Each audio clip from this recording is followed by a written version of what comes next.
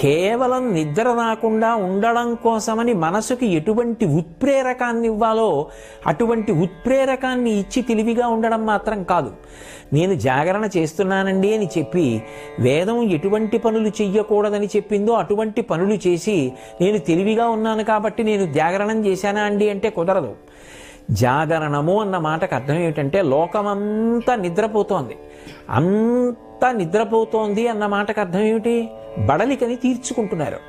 అందరూ బాహ్య ప్రపంచంతో కానీ ఆత్మతో కానీ ఎరుకలేనటువంటి స్థితిలో పడి ఉండగా యోగి ఒక్కడు మాత్రం ఆత్మవిచారణ చేస్తూ ఉంటాడు. దానికి జాగరణం అని పేరు. భగవద్గీతలో చెప్పినట్టుగా యస్యాత్ జాగర్తి సంయమీ అంటారు. సంయమీ అంటే ఎప్పుడూ అంతర్ముఖత్వాన్ని పొందినవాడు లోకమంతా నిద్రపోతున్న వేళ తాను తెలివిగా ఉన్నాడు అని గుర్తు. అంటే తాను అజ్ఞానమునకు వశపడలేదు. అంటే ఆ రాత్రి